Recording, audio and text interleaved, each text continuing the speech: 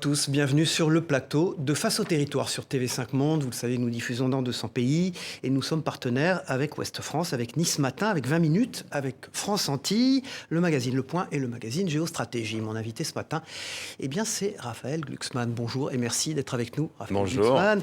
Évidemment, vous êtes en plein dans l'actualité. Hier, vous avez été exfiltré du défilé du 1er mai à Saint-Étienne.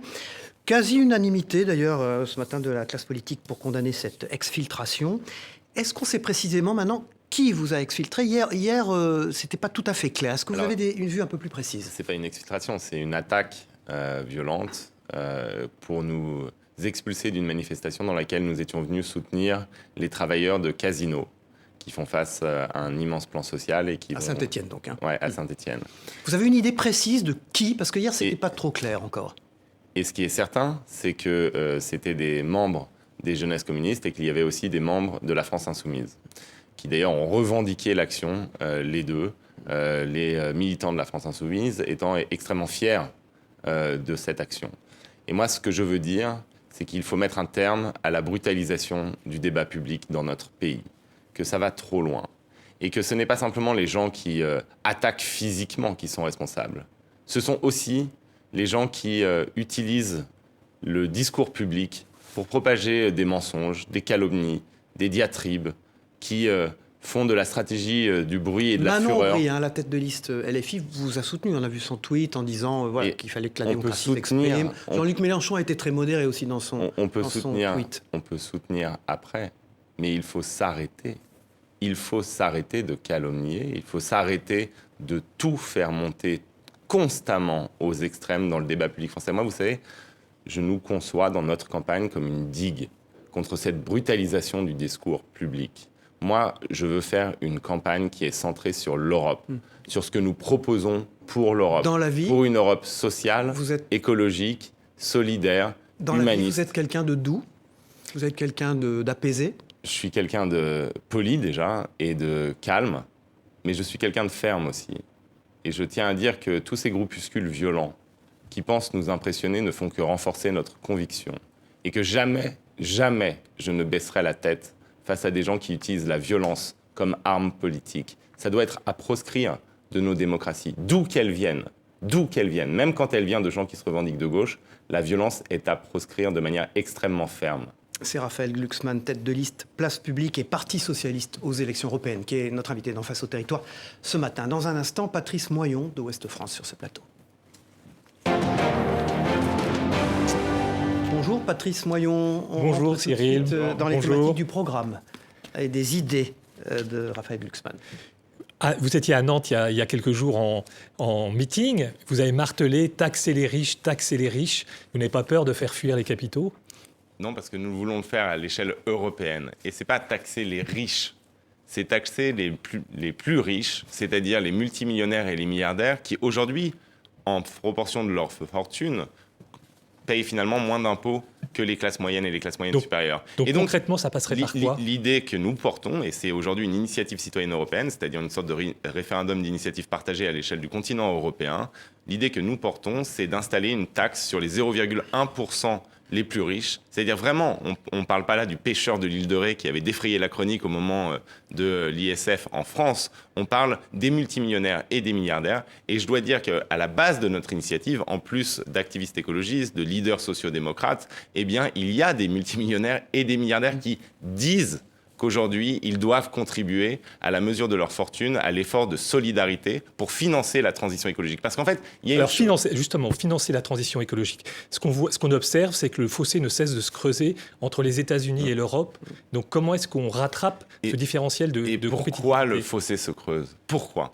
Parce qu'en fait, en Europe, nous avons posé des règles, et il fallait poser des règles. Ça s'appelle le pacte vert, des normes, des objectifs contraignants. Mais nous n'avons pas mis les moyens derrière pour atteindre ces normes, pour faire de la transition écologique une grande révolution industrielle. Et là, il faut qu'on passe à l'étape 2, l'étape de la planification. Il faut qu'on montre qu'en fait, on va rapatrier des chaînes de production, des usines sur notre territoire en faisant cette transition. Il faut montrer que la révolution énergétique, c'est pas simplement une contrainte, c'est même pas du tout une contrainte, c'est au contraire une libération, une émancipation pour l'Europe. Et ça suppose des fonds.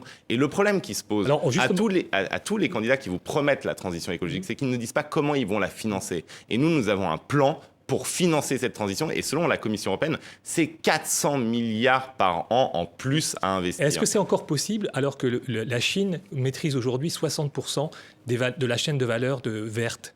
Eh bien, il faut rapatrier ces chaînes de valeur. Aujourd'hui, c'est le projet géopolitique chinois de contrôler les industries de la transition. Ce n'est pas le jeu du marché, c'est un projet géopolitique. Et donc, on va échanger notre dépendance au gaz russe contre une dépendance à l'industrie chinoise. On doit redevenir souverain en Europe. Et ça suppose des investissements. Ça suppose aussi des protections de notre marché. Moi, j'étais avec les dirigeants de Systovi, une entreprise française florissante qui fabriquait des panneaux photovoltaïques et qui avait misé sur une technologie d'avenir.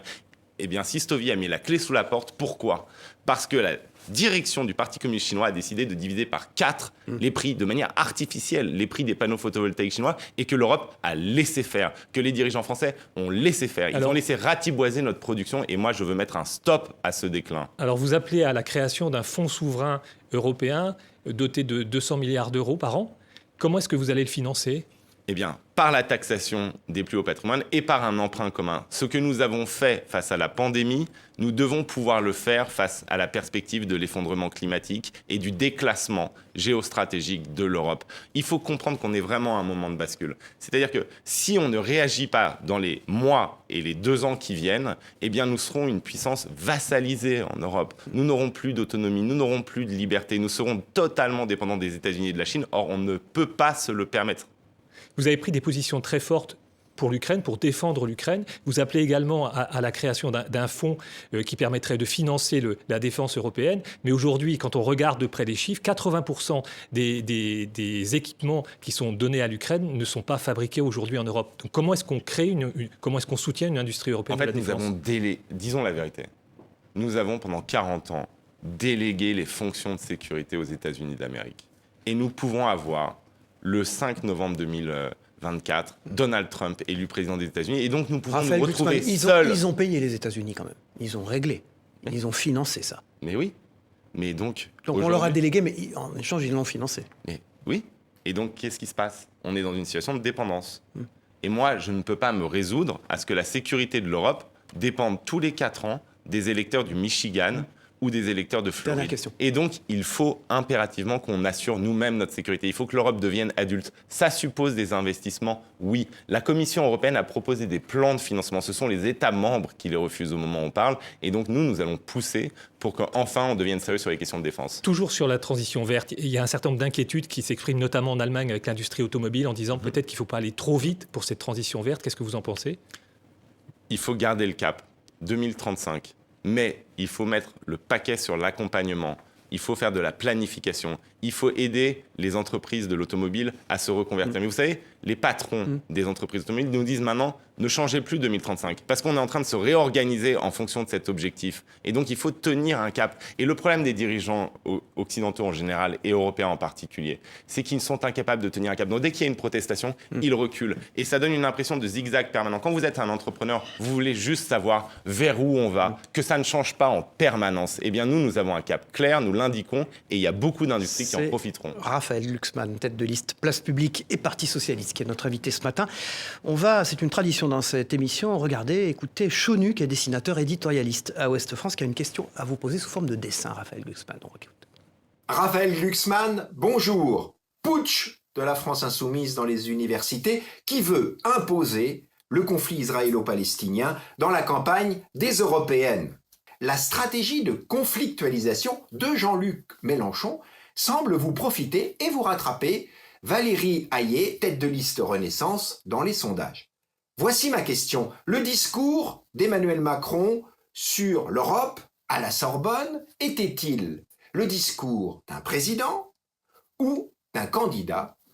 Auquel cas, faut-il que l'Arcom le décompte?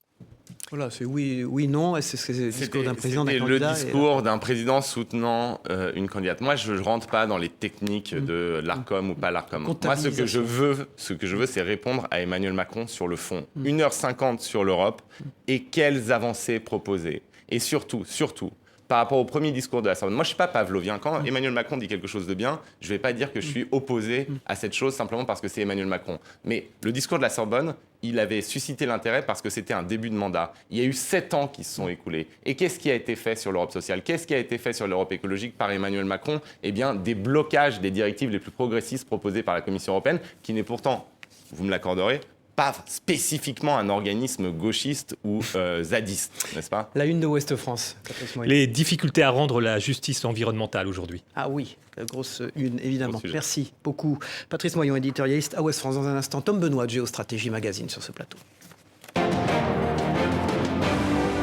Bonjour Tom Benoît, vous dirigez la rédaction de Géostratégie Magazine. Bonjour, Édition La bonjour Franpresse. Raphaël Glucksmann. Alors, vous parliez au mois de février de mobiliser l'épargne des Européens pour l'effort de guerre en Ukraine. Aujourd'hui, on entend parler régulièrement de l'union des marchés de capitaux. Et aujourd'hui, plus précisément, de l'union de l'épargne et de l'investissement. Christian Noyer, ancien gouverneur de la Banque de France, a rendu un rapport à ce propos. Mais est-ce qu'on parle de saisie sur les comptes, de titrisation? Et vous, lorsque vous parliez de mobilisation de l'épargne, qu'est-ce que cela signifiait? Ça signifie qu'on oriente, qu'on fixe un cap et qu'on permet justement, vous savez, c'est de la tuyauterie en fait, en réalité. Et le problème qu'on a, La titrisation. le problème qu'on a, c'est que l'épargne européenne, qui est massive, on a un continent d'épargnants, 33 000 milliards. voilà, est dirigée vers finalement des investissements aux États-Unis. Non, mais là, vous parlez de la direction personnelle, ça veut dire que la personne qui détient son épargne investit ses capitaux. Et donc, il y a des incitations, Oui, bien sûr, ouais. il y a des incitations à faire valoir et surtout un cap clair qui permet justement d'orienter l'épargne. Mais comment allez-vous définir que telle ou telle personne ou telle entité ne doit plus orienter son épargne vers telle action ou tel marché? Qu'est-ce qui va l'encadrer? Eh bien, c'est la puissance publique qui va noter. Il y a des capacités d'investissement qui sont redirigées. Et en fait, ce qu'il faut faire, c'est donner le là avec la puissance publique et ensuite orienter les épargnes et les capacités financières. Sanctionnant, on peut l'imaginer, donc en imposant ceux qui n'orienteraient pas vers les directions qui ont été décidées par la puissance publique. C'est bien ça? Et oui. Donc ça, c'était votre plan par rapport à la redirection de l'épargne. Mais que pensez-vous de l'union de l'épargne et de l'investissement? L'union des marchés des capitaux, déjà. Voilà. Mais elle a été rebaptisée. Aujourd'hui, ça s'appelle l'union de l'épargne et de l'investissement. Mais c'est un serpent de mer qui existe depuis longtemps et qui s'appelait comme ça.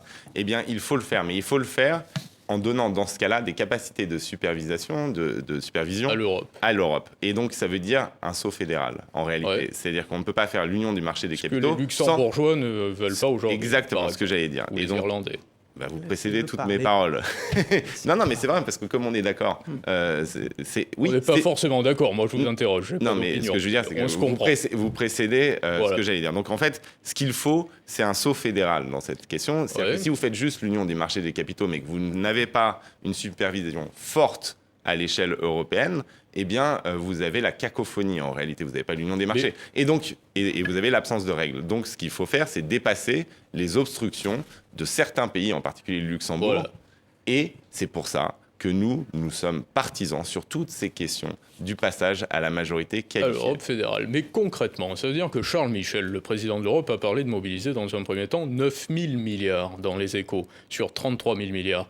Et dans le rapport Noyer que je me suis procuré, on peut entendre et lire l'ex-gouverneur dire qu'il va falloir créer un produit d'épargne européen pour financer la retraite. Ça veut dire qu'il va y avoir des personnes qui vont être... C'est celle-ci la question, qui vont être contraintes donc par la puissance publique de déposer leur argent dans un produit d'épargne européen. C'est-à-dire que l'argent va être bloqué sur un long terme, comme l'on dit en finance. C'est bien ça ? C'est pas obligé que ce soit à long terme. Par contre, ce qui est... Le produit d'épargne, c'est ce qui ressort du rapport Noyer. Voilà, c'est ce que Christian Noyer définit à long terme. Nous, ce qu'on définit, c'est en fait une supervision européenne avec une orientation européenne. Personne ne sera contraint. Enfin, je veux dire, c'est pas... on va pas venir... Personne ne voudra bloquer son épargne. Personne d'accord. Personne n'a intérêt à individuellement bloquer son épargne. Personne va venir sur... Vous inquiétez pas, vous avez une épargne, vous êtes inquiet. Bien sûr. Non, je suis pas inquiet. Non, mais je parle pour les concitoyens, je suis journaliste. Donc, bien sûr que j'ai une épargne comme tout le monde, vous, tout le monde. Et donc, ce que je veux dire, c'est que personne ne va venir voler votre épargne pour l'affecter à l'industrie de l'armement. Par contre, on va créer un marché européen de capitaux qui oriente les investissements vers ce qui définit les intérêts stratégiques et vitaux de l'Europe. Transition écologique, numérique, armement. Voilà, trois axes. La transition écologique, et ça, c'est des investissements qui sont extrêmement rentables. Ouais. La transition numérique, ce qui nous permettra de ne pas être complètement largués. Mais une Et, digression, et la défense, parce que c'est un enjeu Essentiel. absolument vital. Et donc, en fait, oui, mais ce que je veux dire, c'est qu'aux Si aux ces États-Unis, ils investissements le font. sont rentables, comment se fait-il que sur les marchés, il n'y ait pas d'investisseurs qui, de leur plein gré, investissent leur argent, leur liquidité? Parce qu'il n'y a pas... La pompe n'est pas amorcée par la puissance publique. C'est ça, au début... Mais c'est pour ça qu'en fait, quand on pense qu'on peut simplement s'en sortir avec des investissements publics, on se trompe. Quand on pense par ailleurs que le jeu du marché va permettre d'orienter les capitaux vers les industries qui sont Ce qui marche aux ultra États-Unis. rentables à terme, non. Non plus. Ben non, ça ne marche pas aux États-Unis. Aux États-Unis, il y a une puissance publique qui fixe un cap extrêmement clair. Quand vous avez l'Inflation Reduction Act aux États-Unis, Ouais. que l'État américain fixe un cap extrêmement clair sur les énergies renouvelables, sur les infrastructures électriques, sur la capacité des États-Unis à récupérer les chaînes de valeur qui sont parties en Chine sur les industries de la transition. Au départ, c'est un investissement qui est risqué en réalité. On sait, vous et moi, puisqu'on a étudié le dossier, qu'à terme... Non mais c'est hyper important. Oui, mais- On sait qu'à terme, c'est rentable. Christian, Mais- voyez la... C'est fini, excusez-moi. Mais non, Très mais bien, non, mais aucun on problème, sait bien qu'à sûr. terme, oui, mais juste une seconde. On sait qu'à terme, c'est rentable. Simplement, aujourd'hui, en Europe, les capitalistes sont dans le culte du court terme. Et donc, à court terme, effectivement, on peut douter du fait que ce soit immédiatement rentable. Et pour ça, la puissance publique, elle, met l'argent et oriente les investissements vers le long terme. Et donc, c'est pour ça qu'il faut un mix des deux. Et que le simple investissement public ne suffira pas, et que par contre, le jeu du je suis marché obligé d'avancer. finira par profiter aux États-Unis, La puisque une eux ont de fait l'investissement public. Stratégie. La une de géostratégie, que se produirait-il si la France quittait l'euro? Alors, je ne vous réponds Une pas, mais catastrophe. j'aurais poursuivi ce débat avec vous bien volontiers. Je vous invite d'ailleurs à un entretien pour Merci beaucoup. Géostratégie Tom Magazine. Benoît, directeur de la rédaction de Merci Géostratégie de m'avoir reçu. Magazine. Merci à vous. Raphaël Glucksmann. Gravel Glucksmann, Denis Caro, qui est directeur des rédactions du groupe Nice Matin. Une question à vous poser en duplex de Nice. On écoute Denis Caro. Bonjour Raphaël Glucksmann, on le voit, la question climatique est loin d'être prioritaire dans les sujets abordés lors de cette campagne des européennes. Dans un sondage Ipsos réalisé dans 18 pays, moins d'un tiers des électeurs considèrent que l'Europe a un impact positif en matière de protection de l'environnement. Comment l'expliquez-vous et comment faire pour inverser la tendance ? Je l'explique par l'absence de capacité de l'Europe à fixer un plan politique. Parce qu'en réalité, quand on regarde les grandes décisions favorables à l'environnement et à la transition écologique, elles ont été prises à l'échelle européenne. En réalité, le pacte vert européen est extrêmement ambitieux et permet justement d'enclencher, d'initier cette révolution écologique. Mais ce qu'il faut comprendre, c'est que le pacte vert seul conduira à une forme d'insurrection partout en Europe. Parce que c'est des normes, parce que c'est des objectifs contraignants. Et qu'il faut passer à la deuxième phase, et c'est tout notre projet, passer à la deuxième phase, qui est celle des investissements, qui est celle de la planification, qui est celle de l'accompagnement. Bref, faire en Europe ce que Joe Biden a fait aux États-Unis avec l'Inflation Reduction Act, c'est-à-dire des investissements massifs avec un cap clair. Et ça, pour que ça arrive, il faut que les sociaux-démocrates remportent cette élection. On a compris que Raphaël Glucksmann votait Joe Biden. Non, je ne vote pas de Joe Biden. Et d'ailleurs, ce qui est très intéressant, c'est que le plan américain a un immense manque. Et c'est lié à la culture américaine et au rapport américain à l'énergie. L'immense manque, c'est la sobriété, qui n'est absolument pas posée dans le plan américain. Ils font comme si les énergies, y compris renouvelables, étaient infinies. Et donc, en réalité, nous, ce que nous proposons, c'est un plan d'investissement massif et c'est aussi un investissement dans la sobriété. La sobriété, ce n'est pas un truc de Amish, comme le dit notre président. La sobriété, pour un pays ou une nation ou un continent importateur d'énergie fossile, c'est un gain de liberté. Et c'est aussi des filières extrêmement rentables. Non, mais Vous m'aviez dit que vous étiez coupable, je vois que c'est vrai. Passionnez-vous pour le recyclage, pour la filière de la réparation. La- Nous, on veut instaurer un droit à J'ai la bien compris. réparabilité. C'est un marché d'avenir. Merci. Réellement, c'est des emplois non délocalisables. Merci. La une de Nice Matin, l'hôpital fragile face aux hackers, c'est à Nice. Merci. Et c'est un Denis énorme Caro. sujet. Hein, les Absolument. hackers. Dans un instant, on en reparle d'ailleurs. Armelle Le Goff, directrice de la rédaction adjointe du Point, est sur ce plateau. Bonjour Armelle Le Goff. Bonjour. Je voulais qu'on regarde ensemble, qu'on réfléchisse ensemble aux frontières européennes. Vous avez travaillé en Géorgie auprès de l'ancien président qui est aujourd'hui emprisonné. Comment analysez-vous ce qu'il se passe aujourd'hui dans le pays ? C'est le réveil de la société démocratique géorgienne. Vous dites, c'est un ancien président qui a été emprisonné par un oligarque pro-russe, par un gouvernement pro-russe autoritaire contre lequel se réveille la société géorgienne. Et ces jeunes qui manifestent dans les rues de Tbilissi aujourd'hui, c'est, si vous voulez, le sens même de l'Europe. Ils manifestent avec des drapeaux européens. Pourquoi ? Parce qu'ils Justement, identifient l'Union l'Europe... européenne devrait-elle faire plus pour ces anciennes républiques soviétiques qui aspirent, enfin dont les populations ont des valeurs qui sont celles de l'Union européenne ? 85% des Géorgiens veulent intégrer l'Union européenne et partagent les principes constitutifs de l'Union européenne. Mais l'Union européenne, ses dirigeants, font preuve d'une lâcheté sans nom face à ces petits tyrans. D'une lâcheté ou alors de prudence aussi. On voit que l'aspiration européenne de l'Ukraine a réveillé quand même la colère de la Russie. Est-ce que les frontières de l'Union européenne, pour vous, elles vont jusqu'au Donbass ? Est-ce qu'il faudrait aller plus loin, au risque Mais alors, je vais vous reprendre et on sera en d'un désaccord. affrontement direct ? C'est pas l'aspiration européenne de l'Ukraine ou l'intégration européenne de l'Ukraine qui a réveillé la colère de la Russie. Vladimir Poutine, depuis sa prise de pouvoir, a fait de nos démocraties ses ennemis. Il a ciblé l'Europe, son architecture de sécurité depuis l'origine. Il a envahi la Géorgie, il a attaqué l'Ukraine. Il serait intervenu malgré tout, d'une façon ou d'une autre ? Il n'y a pas de raison que nous lui avons offert pour qu'il intervienne. Ça, c'est le discours des poutino-pacifistes qui expliquent que c'est de la faute en fait à l'Occident et à l'Europe si jamais il y a la guerre en Géorgie ou la guerre en Ukraine. Non, c'est la faute de Vladimir Poutine, de son agenda de révision des structures internationales, de son agenda rétrograde et de son opposition, mais ontologique à nos démocraties. Autre sujet qui se passe, qui accourt aux frontières de l'Union européenne, c'est l'affrontement entre l'Arménie et l'Azerbaïdjan. L'Azerbaïdjan a repris le Haut-Karabakh.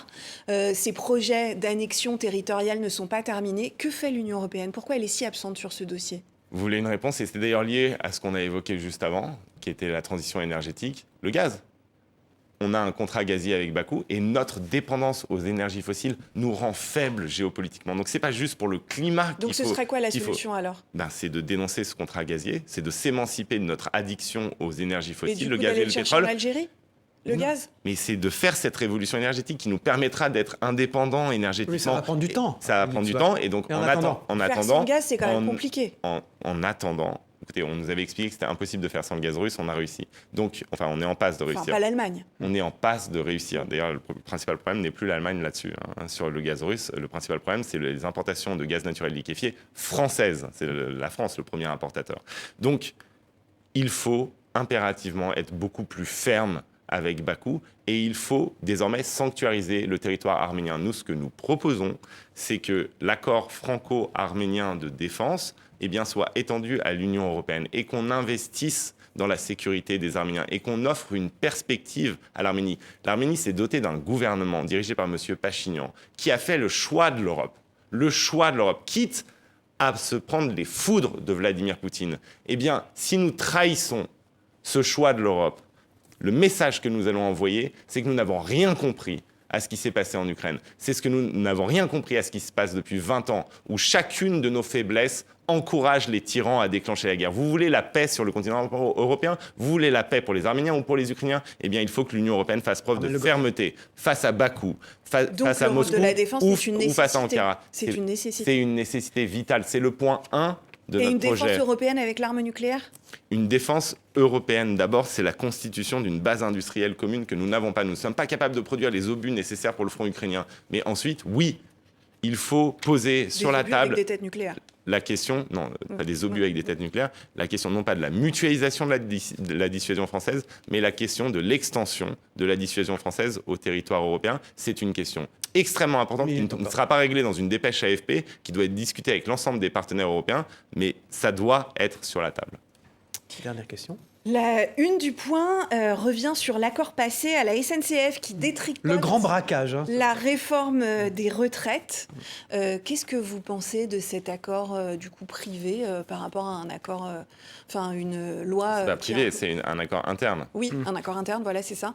Par rapport à des règles collectives qui devaient s'appliquer à tous, c'est-à-dire qu'on reculait de 2 ans l'âge de la retraite. Est-ce qu'il faut aller vers une privatisation de la SNCF aussi ? Non, il ne faut pas aller vers une privatisation de la SNCF. Il ne faut pas aller vers une privatisation de la SNCF. On a vu en Angleterre ce qu'a donné la privatisation du rail et des trains. Alors comment la mettre aux normes dans une entreprise normale ? Non. Attendez, c'est extrêmement important. Au cœur de notre projet, il y a l'Europe du train. Et ce qu'on a constaté en étudiant les différents systèmes, c'est que la SNCF, le fait qu'elle soit justement pas privatisée, c'est un atout pour la France. Et qu'il faut au contraire relancer une part qui a été minorée, qui est celle du fret. On ne fera pas la transition écologique sans des investissements massifs dans le ferroviaire. Et donc, ce n'est pas du tout le moment de déstructurer la SNCF. Merci, Mais Armel de déstructurer les accords, oui.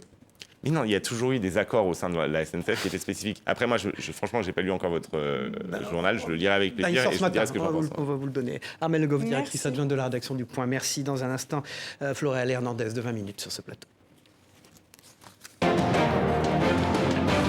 Voilà, vous le savez, c'est Raphaël Ça se Glucksmann, succède, notre à une invité, vitesse tête de incroyable. liste Place Publique et Bonjour. Parti Socialiste aux élections européennes.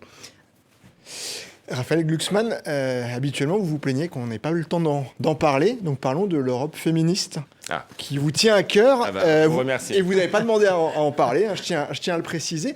Non, Comment on a vu que c'était dans les points, donc spontanément, vous l'avez évoqué. Voilà. Comment la mettre en place et avec quels alliés au Parlement européen? Parce qu'on sait que la droite, l'extrême droite, ne vont pas être d'accord pour inscrire le droit à l'avortement dans la charte des droits européens fondamentaux ou refuseront le concept de Gisèle Halimi, de la clause de l'européenne la plus favorisée. Vous savez comment ça se passe au Parlement européen au tout début de la mandature, et d'ailleurs c'est caricaturé ici en disant qu'il y a une coalition, c'est pas vrai. Au tout début de la mandature, les principaux groupes se mettent autour de la table pour définir l'agenda législatif. Eh bien, notre groupe, le groupe social-démocrate, qui est aujourd'hui la deuxième force et qui aspire à devenir la première à l'issue de ces élections, mettra dès le premier jour des négociations sur la table la question de la clause de l'européenne la plus favorisée, si chère à Gisèle Halimi. Et juste pour expliquer ce que c'est le fait que chaque européenne puisse bénéficier des législations les plus progressistes pour le droit des femmes, exactement, en Europe. Donc des législations qui existent déjà, c'est pas une utopie, c'est des législations qui existent déjà. Par exemple,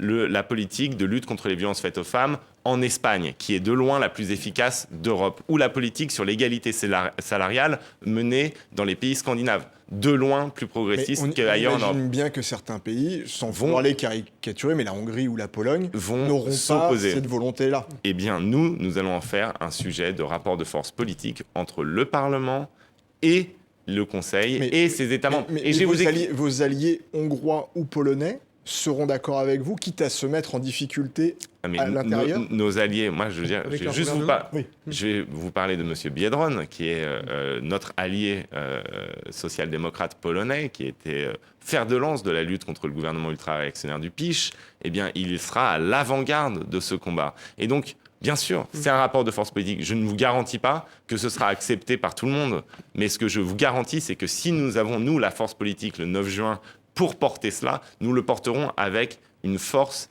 et une vigueur que n'ont aucun des autres partis sur cette question. Et je veux dire aussi que nous rouvrirons la directive sur les violences faites aux femmes pour imposer la définition européenne du viol fondée sur le consentement que le gouvernement français a bloqué à l'échelle européenne. Ce féminisme, on vous l'a inculqué soit à la maison, soit peut-être à l'école, ou vous l'avez, c'est par vos rencontres ou vos lectures qu'il est arrivé? Je pense que ça vient de ma mère d'abord. Et j'ai... En fait, si je vous dis la vérité, c'est aussi un égoïsme. C'est-à-dire que moi, je ne me sentirais pas libre et je ne me sentirais pas à l'aise dans une société tant que l'égalité ne sera pas résolue. Tant qu'à travail égal, il n'y a pas de salaire égal. Et je pense que le féminisme, c'est aussi une libération pour les hommes. C'est-à-dire cette sensation d'égalité. Et c'était déjà ma réaction face au mouvement MeToo quand il y avait toutes les polémiques. Ça a été de dire, mais non, moi, je ne pense pas que ce soit la première marche vers l'oppression. Au contraire, c'est une libération et une émancipation pour tout le monde. Le terme aujourd'hui est péjoratif et pourtant, est-ce que vous vous sentez un homme déconstruit, c'est-à-dire de vouloir être totalement légal et d'avoir cette prise de conscience? Alors, je ne sais pas si j'emploierais pas le terme déconstruit parce que je ne suis pas dans la philosophie de la déconstruction. Moi, par contre, je pense au terme de libre. Moi, c'est la liberté. La liberté, y compris vis-à-vis des préjugés patriarcaux, y compris vis-à-vis des préjugés machistes, et la liberté d'être soi sans devoir s'inscrire dans un rapport de domination. Moi, je pense que c'est un soulagement pour les hommes aussi, une société réellement égalitaire. Et c'est pour ça que je me bats et que je dis que le féminisme, c'est d'abord un combat mené par des femmes courageuses pour l'égalité, mais c'est aussi un combat collectif et universel, en fait. La une de 20 minutes. La une de 20 minutes, oui, sur les deepfakes qui pourraient toucher la campagne des élections européennes. On sait que c'est une manière, les deepfakes, de pouvoir influencer le vote et surtout de propager de fausses informations. 10 secondes, Non, vraiment 10 secondes, parce que moi j'ai présidé la commission spéciale sur les ingérences et j'ai été dans plusieurs laboratoires pour étudier justement Ça fait les deepfakes.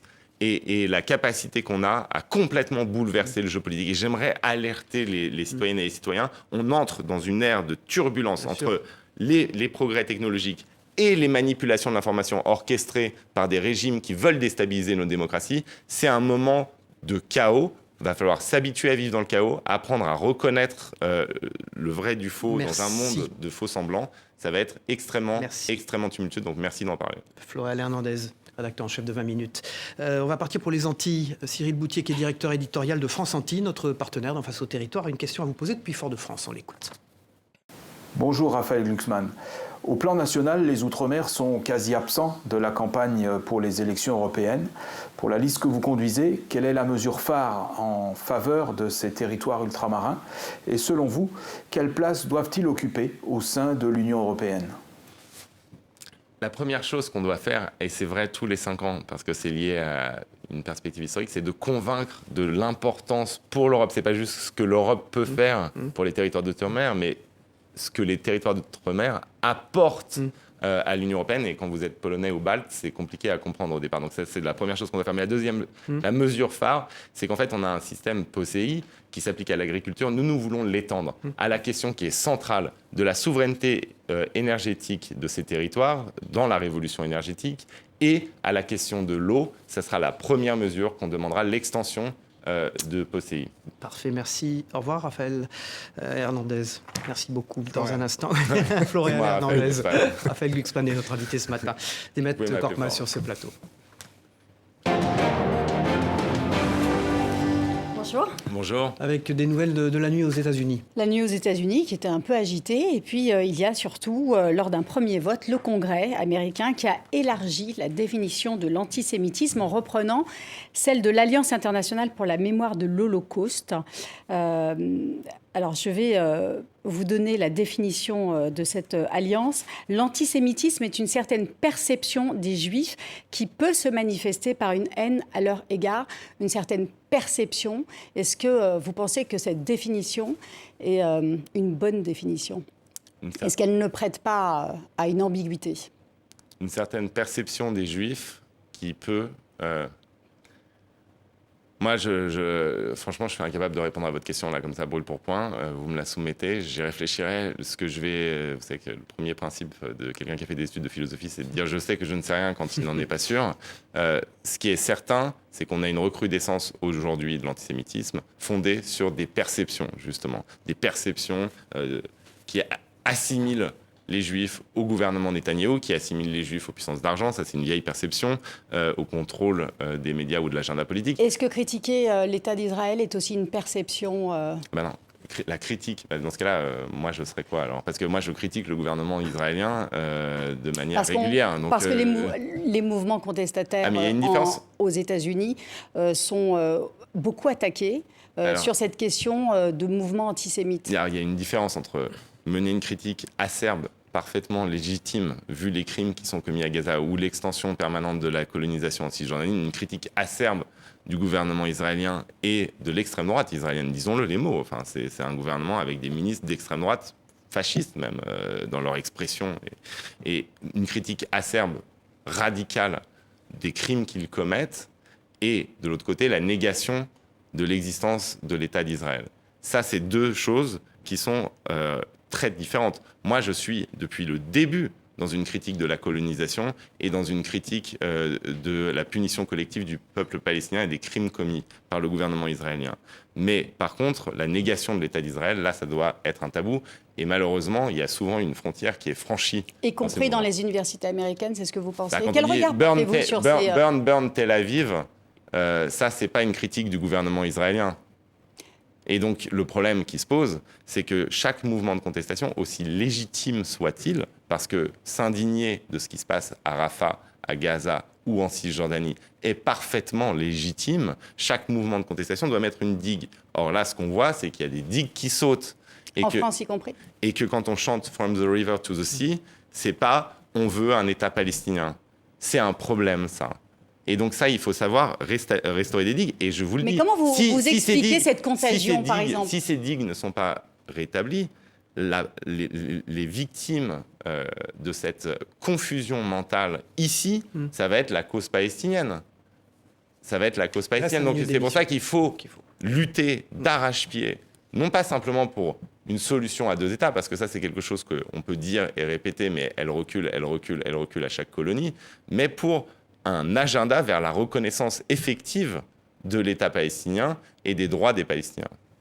Une question sur la dissuasion nucléaire proposée par Emmanuel Macron. Est-ce qu'il faut partager cette dissuasion nucléaire avec les pays européens ? Alors, je vais être objectif. Il n'a pas dit partager la dissuasion nucléaire, parce que partager la dissuasion nucléaire, ça voudrait dire que vous avez finalement 27 États qui vont décider d'appuyer sur le bouton ou pas.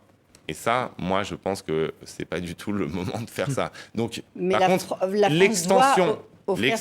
Exactement. L'extension des intérêts vitaux français au territoire européen pour permettre une défense autonome du territoire européen si jamais les États-Unis, par exemple, basculent dans le trumpisme et dans l'isolationnisme. Ben, c'est une question évidente. Quelle serait la ligne rouge alors ? À quel moment la France devrait accepter de mettre à disposition son arsenal nucléaire s'il y a une attaque nucléaire sur le continent européen ? C'est le même principe. En cas d'attaque nucléaire. On fait partie d'une alliance atlantique qui existe déjà et qui a un article 5 qui est assez ambigu d'ailleurs, il ne faut pas le dire. Mais, donc c'est attaque nucléaire contre attaque nucléaire, c'est ça que vous dites ?